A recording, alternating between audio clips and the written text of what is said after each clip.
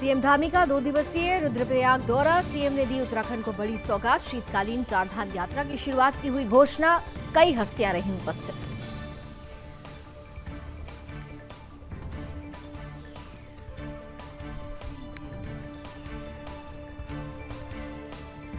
रुद्रप्रयाग के 2 दिवसीय भ्रमण पर पहुंचे प्रदेश के मुख्यमंत्री पुष्कर सिंह धामी ओंकारेश्वर मंदिर पांडव नृत्य में हुए शामिल। ऊखी मठ को बताया आध्यात्मिक धार्मिक परंपराओं का केंद्र बिंदु। मुख्यमंत्री धामी ने होमगार्ड्स और नागरिक सुरक्षा को लेकर की बड़ी घोषणा। होमगार्ड सैनिकों को दी जाएगी 200 रुपए प्रतिदिन प्रोत्साहन राशि।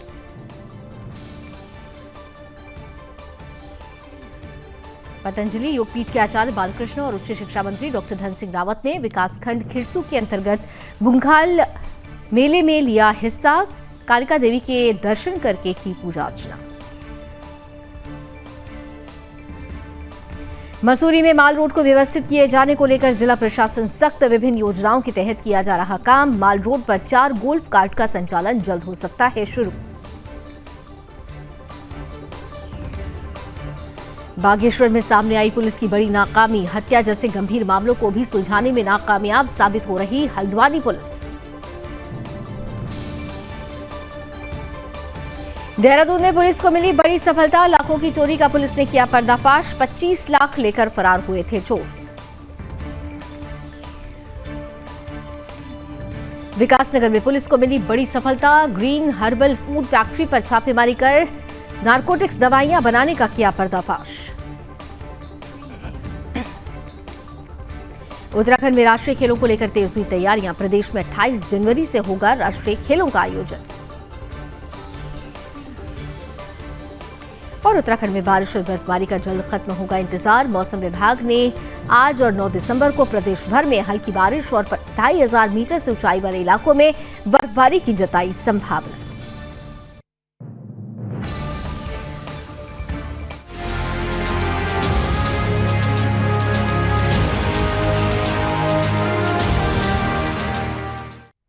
नमस्कार, अपना उत्तराखंड देख रहे हैं आप। आपके साथ मैं हूं लावनी विनीत। आइए बुलेटिन की शुरुआत करते हैं और सबसे पहले आपको रुद्रप्रयाग लिए चलते हैं, क्योंकि यहां पर मुख्यमंत्री पुष्कर सिंह धामी का 2 दिवसीय दौरा रहा और इस दौरान सीएम ने रुद्रप्रयाग के ऊखी मठ में औद्योगिक और पर्यटन विकास मेले में प्रतिभाग लिया, जहां सीएम धामी का जोरदार स्वागत किया गया। इस दौरान सीएम धामी ने कार्यक्रम को संबोधित भी किया, जिसमें उन्होंने महत्वपूर्ण बातें की और खास तौर से उन्होंने पर्यटन विकास से जुड़ा हुआ ये पूरा आयोजन था। इसलिए उन्होंने कहा कि पर्यटन के क्षेत्र में उत्तराखंड आगे बहुत कुछ करने वाला है। पर्यटन के क्षेत्र में उत्तराखंड सरकार ने बहुत योजनाएं भी बनाई है।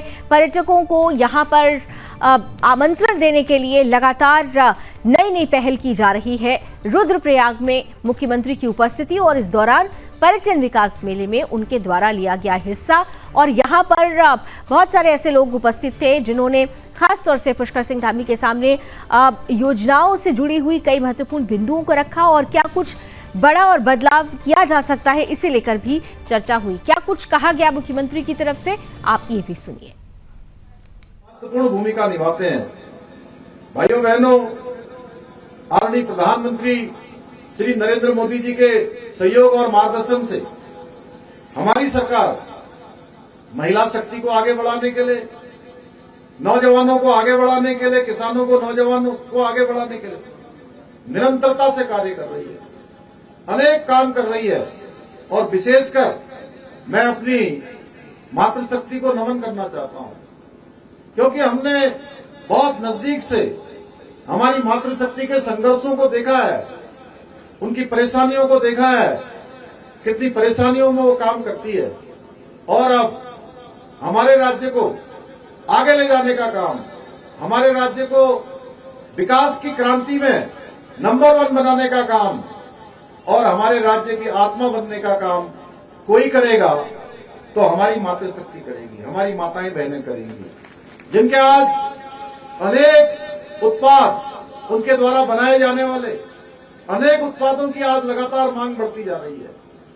और मुझे खुशी होती है जब मैं उत्तराखंड के किसी भी जनपद में जाता हूं तो वहां देखता हूं कि आज हमारी माताएं, हमारी बहनें जो तमाम प्रकार के अभावों का सामना करती है, तमाम चुनौतियों का सामना करती है, लेकिन उसके बावजूद भी उनके कौशल में, उनकी मेहनत में, उनके परिश्रम में, उनके लगन में कहीं कोई कमी नहीं आती है। उनके चेहरे पर अपनी परेशानियों का एक भी शिकन भी नहीं दिखाई देती है। मैं नमन करता हूं अपनी मातृशक्ति को। आज प्रदेश के अंदर हम किसानों की बात करें तो हमारे प्रधानमंत्री जी ने प्रधानमंत्री बनने के बाद किसान सम्मान निधि योजना प्रारंभ करी और इस किसान सम्मान निधि योजना से आज 8 लाख से भी ज्यादा किसानों को हमारे प्रदेश के अंदर किसान सम्मान निधि की योजना प्राप्त हो रही है। प्रदेश में किसानों को 3 लाख रुपए तक का ऋण बिना ब्याज के दिए जाने का प्रावधान हमारी सरकार ने किया है। इसके पीछे हेतु है कि हमारे किसान आगे बढ़ें, अपने कामों से अपनी आय को दुगना करें। अभी हम देख रहे थे अनेकों उपकरण यहां पर लगाए गए हैं, बीडल लगाए गए हैं। कृषि फार्मिंग योजना के तहत आज कृषि उपकरण खरीदने, सेब के बागान लगाने जैसे विभिन्न कृषि कार्यों हेतु किसान भाइयों को 80% तक की सब्सिडी देने का प्रावधान हमने किसान भाइयों के लिए यहां तक किया हुआ है। पूरे प्रदेश के अंदर ये योजना चल रही है। हमने इस बार के बजट में पॉली हाउस निर्माण के लिए कि अच्छी सब्जियों का उत्पादन हो, अच्छे फलों का उत्पादन हो, अच्छे फूलों का उत्पादन हो, उसके निमित्त 200 करोड़ रुपए का विशेष प्रावधान इस बार के बजट में किया है। इसके साथ ही अनेकों ऐसे निर्णय लिए हैं जिससे प्रदेश के किसान सशक्त हो, समृद्ध हो और उन्नत हो। भाइयों बहनों, हमारी सरकार प्रदेश में उद्योगों को और पर्यटन को लगातार बढ़ावा देकर रोजगार के नए अवसरों को सृजित करने का प्रयास कर रही है, जिससे हमारे नौजवान युवाओं को रोजगार मिले, अपने घर में ही स्वरोजगार करने का अवसर मिले। एक और जहां प्रदेश में पर्यटन क्षेत्र को बढ़ावा देने के लिए आज पूरे हमारे इस केदारखंड क्षेत्र हो या उत्तराखंड हो, इसके प्रमुख दर्शनीय स्थलों की पहचान कर उनका आज विकास किया जा रहा है। वहीं दूसरी ओर विभिन्न क्षेत्रों के लिए विशेष औद्योगिक नीतियां बनाकर उत्तराखंड में निवेश और रोजगार सृजन हेतु अनुकूल राज्य बनाने का कार्य भी हमारी सरकार कर रही है। शीघ्र ही जो प्रयास हम कर रहे हैं, पिछले वर्ष हमने देहरादून में माननीय प्रधानमंत्री जी के मार्गदर्शन में एक बड़ा निवेशकों का सम्मेलन किया था और उस निवेशकों के सम्मेलन में 3,54,000 करोड़ के निवेश के करार हमारे साथ निवेशकों ने किए थे और एक बड़ी संख्या में निवेशकों के साथ हमारे करार हुए हैं और हमने उनको प्राथमिकता दी है जो राज्य के अंदर अधिक से अधिक राजस्व प्राप्ति में राज्य का साधन बने। साथ में हमारे नौजवान युवाओं को रोजगार सृजन करने में जो सबसे ज्यादा प्राथमिकता देंगे, उनको हम निवेश में सबसे ज्यादा प्राथमिकता देंगे, हमने तय किया। और इसका परिणाम हुआ कि आज 70,000 करोड़ से भी ज्यादा के निवेश की ग्राउंडिंग की शुरुआत हो गई है। यानी केवल हमने निवेशकों के साथ करार ही नहीं किए, करार करने के साथ उनको धरातल पर उतारने की प्रक्रिया को भी आगे बढ़ाया है। भाइयों बहनों, आज के इस अवसर पर मैं केदारनाथ विधानसभा उपचुनाव में भारतीय जनता पार्टी की प्रत्याशी आदरणीय आशा दीदी को विजयी बनाने के लिए आप सबका हृदय से धन्यवाद देना चाहता हूं। पूरे केदारनाथ विधानसभा चुनाव की जनता को धन्यवाद देना चाहता हूं, उनको नमन करना चाहता हूं कि उन्होंने विकास की अनवरत चलने वाली प्रक्रिया को और तेज गति प्रदान की है।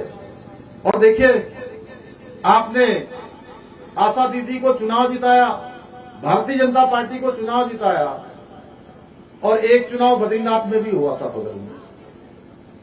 बद्रीनाथ में चुनाव जीतने के बाद कांग्रेस पार्टी गायब है और केदारनाथ में बाबा के धाम में आपने कमल खिलाया। 15 दिन के अंदर सरकार आपके घर पहुंच गई, आपके द्वार पहुंच गई, आपके द्वार पहुंच गई। क्योंकि हमारा लक्ष्य केवल चुनाव जीतना ही नहीं था, हमारा लक्ष्य है जनता जनार्दन की सेवा करना, और जो हमने वायदे किए हैं, जो हमने घोषणाएं की हैं, उन सभी घोषणाओं को हम धरातल पर उतारेंगे और हमारी मातृशक्ति को साथ लेकर, मातृशक्ति के आशीर्वाद से इस पूरे क्षेत्र को एक नई पहचान दिलाना भी हमारे संकल्प में रहेगा। हमारी प्राथमिकता रहेगी कि हमारी मातृशक्ति, हमारे नौजवान आगे बढ़कर आकर काम करें। बाबा केदार के आशीर्वाद से, आप सभी के सहयोग से ये संभव हो सका है और आगे की यात्रा भी आप सबके आशीर्वाद से, बाबा के आशीर्वाद से आगे बढ़ेगी। ये विजय इस चुनाव में, जैसा भरत चौधरी जी बोल रहे थे, बहन आशा नोटियाल जी बोल रही थी कि ये विजय कोई सामान्य विजय नहीं है, ये विजय झूठ पर सच की विजय है, ये अधर्म पर धर्म की विजय है, ये षड्यंत्रों पर ईमानदार प्रयासों की विजय है। मैंने उन्हें विशेष तौर पर आशा जी को कहा है कि वो आपके बीच में रहकर लगातार कामों को आगे बढ़ाएंगी। और केदारनाथ विधानसभा के चुनाव में इस बार आप सब लोगों ने देखा होगा कि विपक्ष द्वारा झूठ और भ्रम की राजनीति की गई, तमाम प्रकार से लोगों को बरगलाने का काम किया, तरह तरह की अफवाहें फैलाई गई, बाबा केदार के नाम पर दुर्भावनापूर्ण बातें की गई, परंतु बाबा केदार के अनुयायियों ने, बाबा केदार के भक्तों ने, श्री केदारनाथ विधानसभा की देवतुल्य जनताओं ने, माता बहनों ने, बड़े बुजुर्गों ने, नौजवानों ने विपक्षियों के प्रत्येक षड्यंत्र को फेल करते हुए बहन आशा नौटियाल को और भारतीय जनता पार्टी को यहां से। तो मुख्यमंत्री पुष्कर सिंह धामी को आपने सुना, पर्यटन विकास मेले में उनकी उपस्थिति और पूरी तरीके से जनता को संबोधित करते हुए नजर आए। और इन सबके बीच बांग्लादेश में हिंदुओं पर हो रहे लगातार अत्याचार के खिलाफ हिंदुस्तान की जनता आक्रोशित है। अलग अलग राज्यों में विरोध प्रदर्शन देखने को मिल रहा है।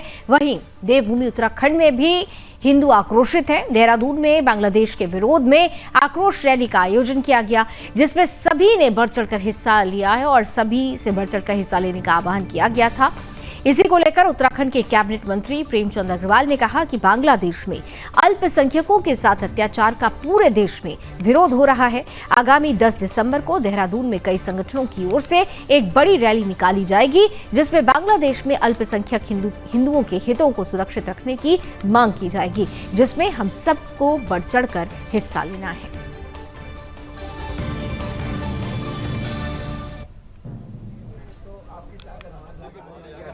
बांग्लादेश में जब से बांग्लादेश की स्थापना हुई है तब से लगातार हिंदुओं के ऊपर अत्याचार हो रहा है। समय समय पे भारत उसका विरोध भी करता है और अभी जो अत्याचार हुआ है उसके विरोध में पूरे भारतवर्ष के अंदर 10 तारीख को मानवाधिकार दिवस है, उस दिन प्रदर्शन तय किया है। पूरे भारत के अंदर सभी समाज के लोग, बौद्ध है, जैन है, और सब इसमें प्रदर्शन कर रहे हैं और बड़े प्रदर्शन इसमें तय किए गए हैं जो देश के अंदर 10 तारीख को होने वाले हैं। कुछ प्रदर्शन उत्तराखंड के अंदर आज भी हैं, आज भी बड़े कार्यक्रम हैं। उधम सिंह नगर में, हल्द्वानी में आज कार्यक्रम है और एक संदेश देने का प्रयास किया जा रहा है कि अल्पसंख्यकों के ऊपर अत्याचार बंद करने चाहिए। हिंदू इकट्ठा होगा, हिंदू समाज इकट्ठा होकर प्रदर्शन करेगा तो ये सारी चीज़ें बंद होगी। देखिए, खाली हिंदुस्तान में इसका विरोध नहीं है, पूरे विश्व भर में विरोध है। ये मानवता पे चोट है, इंसानियत पे चोट है। एक अल्पसंख्यक, यदि वहाँ हिंदू है, हिंदुओं में भी दलित है या अन्य लोग हैं, जिस प्रकार से वहाँ अत्याचार किया जा रहा है, और मुझे इस बात का संतोष है कि चाहे अमेरिका हो, ब्रिटेन हो या वहाँ के जो भी वो लोग हो जो हिंदू धर्म से संबंधित नहीं भी हैं, उन्होंने भी इस मानवता के अत्याचार के विरोध में अपनी बात कही है। आज देश भर में इसमें गुस्सा लोगों के अंदर है। यहाँ देहरादून में भी 10 दिसंबर को एक आक्रोश रैली के रूप में एक आक्रोश व्यक्त किया जाएगा और मैं ऐसा मान के चलता हूँ कि इसके लिए तो निश्चित रूप से ये सबके मन में भाव जाना चाहिए। किसी भी धर्म, किसी भी जाति, किसी भी वर्ग कि किसी भी इंसान के साथ इस प्रकार से अत्याचार नहीं किया जाना चाहिए। कि हम बार बार सरकार को ज्ञापन के माध्यम से या अन्य किसी न किसी माध्यम से जो बांग्लादेशी घुसपैठ यहाँ रहते हैं उनके लिए बताते रहते हैं, और हम भारत सरकार से मांग करते हैं कि बांग्लादेश के जो घुसपैठी हैं उन्हें तुरंत यहाँ से बाहर किया जाए। जो रोहिंग्या मुसलमान यहाँ रहते हैं उन्हें तुरंत यहाँ से भगाया जाए। जो भारत के नागरिक हैं वो भारत को अपनी माता मानते हैं, भारत माता में वो रह सकते हैं। जो घुसपैठ करके आए हैं उन लोगों को तुरंत यहाँ से भगाना चाहिए, और हम सरकार से मांग करते हैं। उस दिन भी 10 तारीख में मांग रखने वाले हैं। और इधर देहरादून में देश के पहले सीडीएस जनरल विपिन रावत की 3री पुण्यतिथि पर उन्हें श्रद्धांजलि दी गई। इस दौरान सैनिक कल्याण मंत्री गणेश जोशी और पूर्व सैनिकों ने उन्हें पुष्प अर्पित कर श्रद्धांजलि दी। इस दौरान सीडीएस जनरल विपिन रावत को याद करते हुए सैनिक कल्याण मंत्री गणेश जोशी ने कहा कि विपिन रावत हमारे देश और उत्तराखंड का गौरव थे। उन्होंने जो उत्तराखंड के पर्वतीय युवाओं को सेना में ऊंचाई की छूट दिलाई है वो सीडीएस जनरल विपिन रावत की ही देन है। उनके योगदान को उत्तराखंड ही नहीं पूरा देश हमेशा याद रखेगा।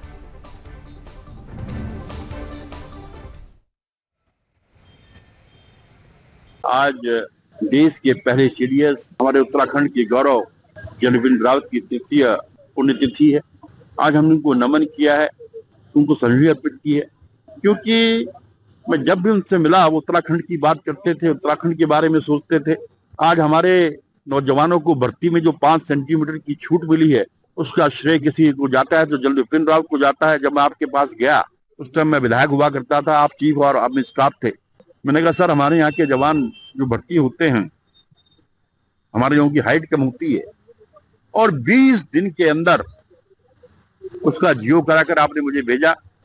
मैं दिल की गहराइयों से उस महान शख्सियत को नमन करता हूँ, प्रणाम करता हूँ। इधर मसूरी में देश के पहले सीडीएस जनरल विपिन रावत जी की 3री पुण्यतिथि पर पौड़ी गढ़वाल विकास समिति ने भी विशेष हवन का आयोजन किया। इस अवसर पर मसूरी के कई राजनीतिक और सामाजिक संस्थाओं से जुड़े लोगों ने जनरल विपिन रावत के चित्र पर पुष्पांजलि अर्पित की और देश के लिए उनके योगदान को याद किया। इस अवसर पर पूर्व पालिका अध्यक्ष मनमोहन सिंह मल्ल और ओपी उनियाल ने कहा कि भारतीय सेवा के पहले सीडीएस का बलिदान और उनके योगदान को हमेशा याद किया जाएगा।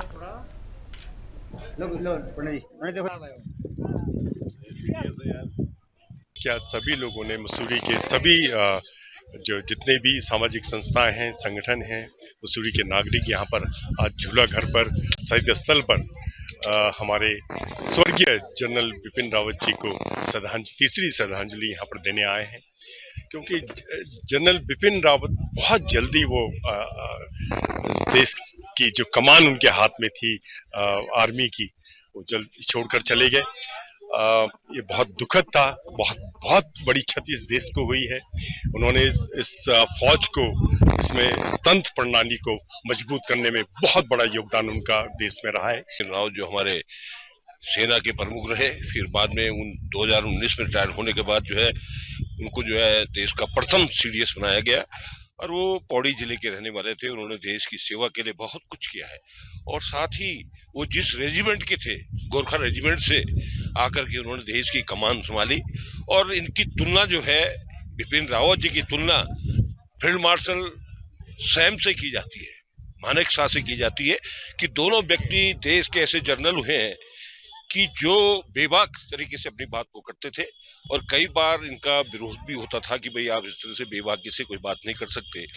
तो ऐसा व्यक्तित्व को यहाँ पर आज हम श्रद्धांजलि दे रहे हैं। 2021 में मद्रास में F-16 जो कि हिंदुस्तान का सबसे सेफेस्ट जहाज माना जाता है, और उसमें अपने साथ उनकी धर्मपत्नी और साथ में कई ऑफिसर्स हेलीकॉप्टर क्रैश होने के बाद उनकी मृत्यु हुई 2021 में। आज जो है उनकी यहाँ पर पुण्यतिथि श्रद्धांजलि 4थे वर्ष प्रारंभ आज हो गया है। तो ऐसे व्यक्तित्व को हमें समय समय पर याद करना चाहिए, जिन्होंने देश के लिए अपने आप को कुर्बान किया, अपने देश की सेवा में 35-40 साल उन्होंने बिताए, और इस देश की सेना को दुनिया की सेनाओं में प्रथम स्थान पर लाने का उन्होंने जो प्रयास किया, ऐसे व्यक्ति को हम नमन करते हैं। सच्चे श्रद्धांजलि के रूप में पुष्प अर्पित करते हुए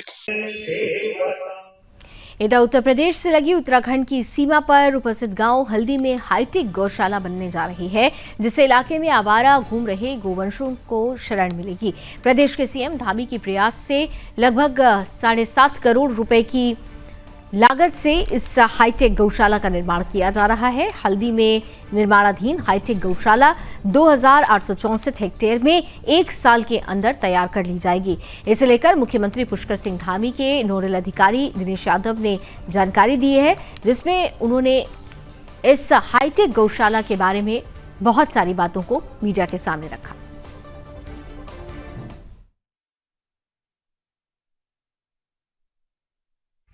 माननीय मुख्यमंत्री जी की पहल पे ग्राम हल्दी में एक गौशाला का निर्माण किया जा रहा है, जो लगभग 7 एकड़ इसका जो क्षेत्रफल है वो 7 एकड़ के आसपास है और पशुपालन विभाग द्वारा उक्त भूमि पर हदबंदी कर दी गई है और शीघ्र ही निर्माण कार्य शुरू होने वाला है।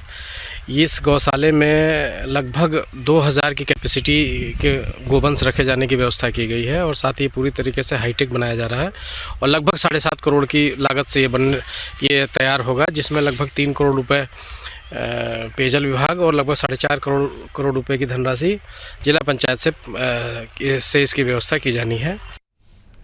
इधर नशे के खिलाफ चलाए जा रहे अभियान में लालकुआं पुलिस और एसओजी को एक बार फिर से बड़ी सफलता हाथ लगी है। नशे के खिलाफ अभियान में खास तौर से पुलिस ने यहां आरोपियों को पकड़ा हुआ है।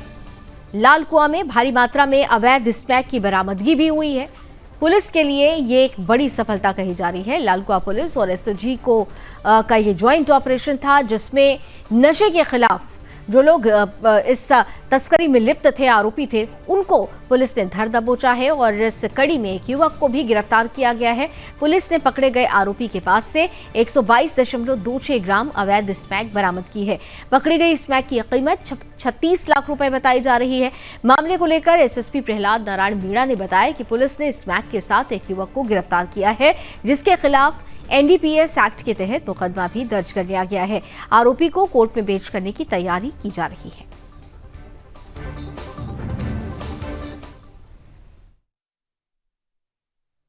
नैनीताल पुलिस की जो एसओजी टीम है उसके द्वारा और लालकुआं थाने की टीम के द्वारा एक स्मैक तस्कर को गिरफ्तार किया है और इसके कब्जे से हमने 122 ग्राम जो है स्मैक बरामद की है।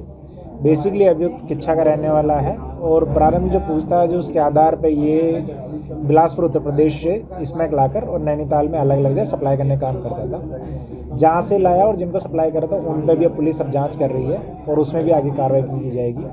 122 ग्राम जो स्मैक है उसकी जो मार्केट में जो रेट चल रही है उसके हिसाब से लगभग 35 लाख रुपए की स्मैक की बरामदगी हमारे द्वारा की गई। इसमें दोनों टीम एसओजी की टीम थी और लालकुआं थाने की जो टीम है उनके द्वारा काम किया गया और इस शानदार काम के लिए इस टीम को 2,500 रुपये का इनाम दिया गया। इधर आजकल सोशल मीडिया पर लाइक और व्यूज बढ़ाने के लिए युवक किसी भी हद तक जा रहे हैं। यहां तक कि वीडियो बनाने के लिए मर्यादा से बाहर जाना भी उन्हें मंजूर है। हल्द्वानी से एक ऐसा ही मामला सामने आया है, जहां एक युवक रील बनाने के चक्कर में सामाजिक मर्यादा को भी भूल गया और भीड़भाड़ बाजार में पहुंचकर अर्धनग्न होकर वीडियो बनाने लगा, जिसकी सूचना स्थानीय लोगों ने पुलिस को दी। इसके बाद मौके पर पहुंची बनभूलपुरा पुलिस ने युवक को गिरफ्तार कर लिया है और उसके खिलाफ मुकदमा भी दर्ज कर लिया गया है।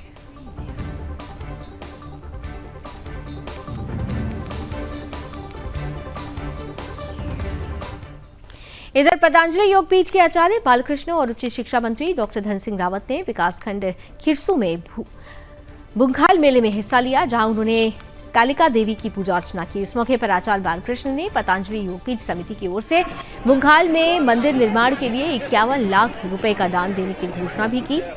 मेले के दौरान श्रद्धालुओं के लिए भंडारे का भी आयोजन किया गया था, जिसमें बड़ी संख्या में भक्तों ने प्रसाद ग्रहण किया। यहाँ पतंजलि योगपीठ के आचार्य बालकृष्ण ने कहा कि इस प्रकार के धार्मिक और सांस्कृतिक आयोजन हमारी परंपराओं और सामाजिक एकता को सुदृढ़ करते हैं। इसके साथ ही ये हमारे आधार को भी मजबूत करते हैं। कि हे माँ, मैंने कभी तुम्हारे चरणों की सेवा नहीं की। जगन मातर माता। इधर पहाड़ों की रानी मसूरी में माल रोड को व्यवस्थित किए जाने को लेकर जिला प्रशासन विभिन्न योजनाओं के तहत काम कर रहा है। इसे लेकर माल रोड पर 4 गोल्फ कार्ट का संचालन शुरू करने जा रही है, जिसे लेकर नगरपालिका मसूरी ने टेंडर की कार्रवाई भी शुरू कर दी है। वहीं मसूरी के 121 साइकिल रिक्शा चालकों ने मसूरी में गोल्फ कोर्ट के संचालन को लेकर विरोध शुरू कर दिया है। इसे लेकर साइकिल रिक्शा संचालकों ने मसूरी के बीजेपी नेता रजत अग्रवाल का घेराव करके इसे तत्काल प्रभाव से रोकने की मांग की। उन्होंने कहा कि वो किसी भी हाल में मसूरी में गोल्फ कार्ट का संचालन नहीं होने देंगे। इसके साथ ही उन्होंने गोल्फ कार्ट का संचालन होने पर मसूरी में चक्का जाम आंदोलन के साथ ही भूख हड़ताल करने की भी चेतावनी दी है। मामले को लेकर मसूरी एसडीएम अनामिका ने कहा कि प्रशासन मसूरी को व्यवस्थित करने के साथ सुंदर बनाए जाने को लेकर लगातार काम कर रहा है। मसूरी में देश विदेश से आने वाले पर्यटकों को बेहतर सुविधा उपलब्ध कराए जाने को लेकर कई काम किया जा रहा है, जिसमें मसूरी माल रोड में 4 गोल्फ कार्ट का संचालन किया जाना है। साइकिल रिक्शा चालकों के संचालन को किसी भी प्रकार से प्रभावित नहीं किया जा रहा है। माल रोड में साइकिल रिक्शा के साथ गोल्फ कार्ट का पैरेलल संचालन किया जाएगा। गोल्फ कार्ट की जो हम सर्विस शुरू कर रहे हैं, ये हम यहाँ पे फर्स्ट टाइम शुरू कर रहे हैं और शुरुआत के स्तर पे ये 4 गोल्फ कार्ट्स यहाँ पे आई हैं, जो कि हमारी लाइब्रेरी चौक से पिक्चर पैलेस तक चलेंगी और ये इस बार के कार्निवल में देखने को भी मिलेगा। देखिए, ये तो एक मार्केट ड्रिवन स्ट्रैटेजी है हमारी और सभी पार्टिसिपेट कर सकते हैं। लोगों को जिनको गोल्फ कार्ट से जाना है वो गोल्फ कार्ट यूज़ करें, जिनको रिक्शे से जाना है रिक्शे से यूज़ करें।